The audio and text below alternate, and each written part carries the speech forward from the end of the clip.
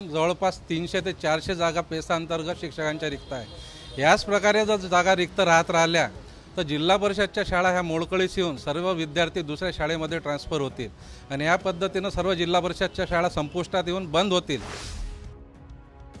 आजी आमची मुलं तरडपट्टीवर बसतात, त्यांना डेस्क बेंच नाही आहे, त्यांना कॉम्प्युटर मिळत नाही, त्यांना लॅपटॉप मिळत नाही। जुनी पेन्शन लागू करण्याकरता तरतूद करण्यात यावी, अन्यथा पुढे आम्हाला आंदोलनात्मक पवित्रा घ्याव्या लागेल। सहाय्यक शिक्षक, विषय शिक्षक, मुख्याध्यापक, केंद्र प्रमुख, गट शिक्षणाधिकारी, शिक्षण विस्तार अधिकारी यांची जी रिक्त पदे आहेत ती तातडीने भरावी। महायुती सरकारचा आता शेवटचा अर्थसंकल्प सादर होणार आहे। या अर्थसंकल्पामध्ये शिक्षकांच्या काय मागण्या आहे यावर बोलण्यासाठी आपल्यासोबत अमरावती जिल्ह्यातील अनेक शिक्षक आहे, आपण त्यांच्याशी बोलूया। मला सांगा, शिक्षकांना काय अपेक्षा आहे अर्थसंकल्पामध्ये अर्थमंत्र्यांना? आमची अपेक्षा एक आहे की स्थानिक स्वराज्य संस्थेच्या शाळा यांना भौतिक सुविधा दिल्या पाहिजे, कारण का आजी आमची मुलं तरडपट्टीवर बसतात, त्यांना डेस्क बेंच नाही आहे, त्यांना कॉम्प्युटर मिळत नाही, त्यांना लॅपटॉप मिळत नाही। आमच्या सर्व विद्यार्थ्यांना जर ही सुविधा मिळाली तर आमच्या जो विद्यार्थ्याची जी पटसंख्या आहे ती वाढेल आणि आमच्या शाळा पण वाचतील। तुम्हाला काय अपेक्षा आहे? मला 2005 नंतरचे जे शिक्षक आहेत त्यांना जुनी पेन्शन योजना लागू करण्यात यावी, कारण आजही ते सेवानिवृत्त झाल्यानंतर कुठल्याही प्रकारची पेन्शन जर मिळत नसेल तर उतरत्या वयामध्ये कुठल्याही प्रकारचं काम ते करू शकणार नाही आणि म्हणून या अर्थसंकल्पामध्ये त्यांना त्या जुनी पेन्शन लागू करण्याकरता तरतूद करण्यात यावी, अन्यथा पुढे आम्हाला आंदोलनात्मक पवित्रा घ्याव्या लागेल।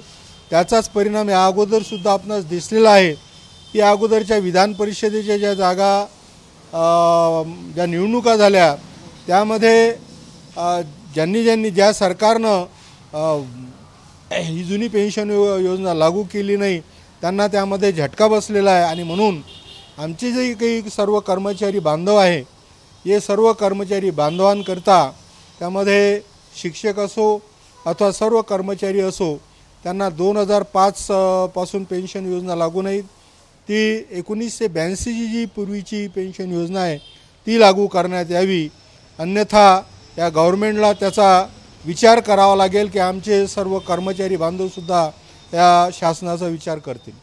तुम्हाला काय अपेक्षा आहे शिक्षकांना अर्थमंत्री? जिल्हा परिषद आणि स्वायत्त संस्थांच्या शाळांमध्ये संपूर्ण जो डोलारा आहे हा प्रभारावर अवलंबून आहे।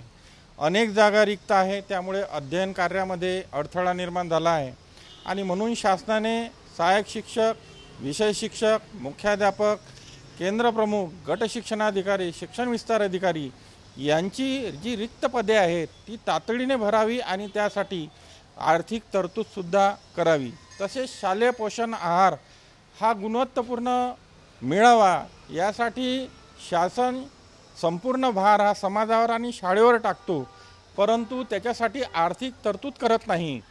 तर यामध्ये सुद्धा शालेय पोषण आहारासाठी आणि पूरक आहारासाठी शासनाने भरीव निधीची तरतूद करावी आणि ज्या स्वयंपाकी आहेत, मदतनीस आहे, त्यांचं मासिक मानधन हे 2,500 वरून 10,000 रुपये करावं अशी सुद्धा आमची मागणी आहे।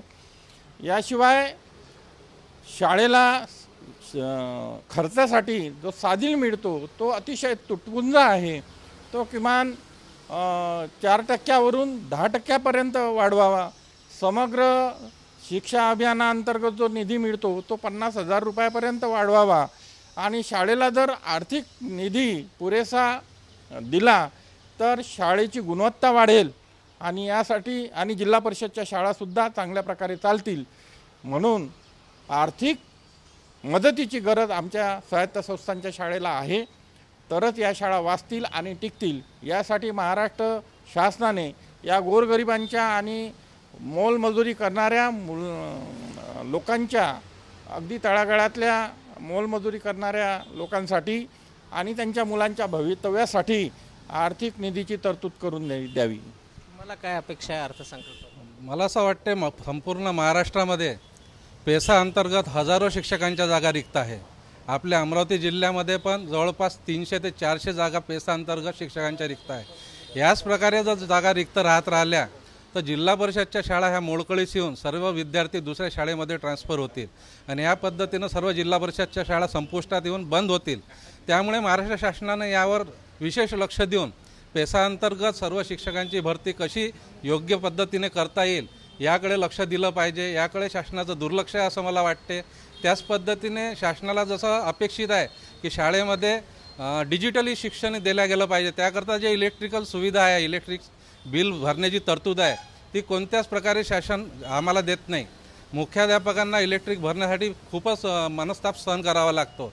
तर शाळेचे सगळं इलेक्ट्रिकचे बिलं हे शासनाने आपल्या स्तरावरून भरले पाहिजे, जेणेकरून मुलांना गुणवत्तापूर्ण शिक्षण मिळण्याकरता सगळे शिक्षक पूर्णपणे प्रयत्न करतील। अनेक शाळेचा वीज पुरवठा खंडित होतो, मधातच इलेक्ट्रिक बिल न भरल्यामुळे वीज पुरवठा खंडित होऊन जातो आणि मुलांची गुणवत्ता मग आम्ही कशा पद्धतीनं देणार आहोत, मग लोकांच्या अपेक्षा जेव्हा आम्ही पूर्ण करू शकणार नाही त्यामुळे मग लोक आपले विद्यार्थी शाळेमधून काढून नेतील।